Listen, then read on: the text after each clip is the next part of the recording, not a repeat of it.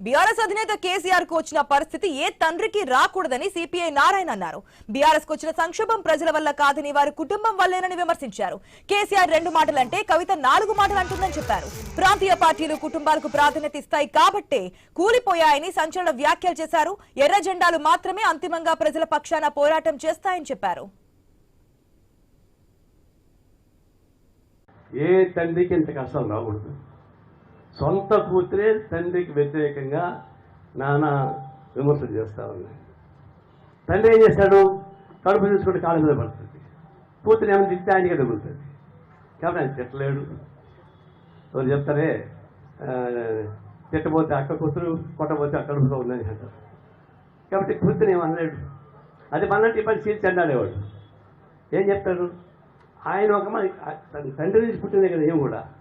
ఆయన ఒకటి మాట 4 మాట్లాడతారు. అంత నోరు పెరిగిపోయి నాకు కూడా ఫైట్ చేస్తా ఉంది.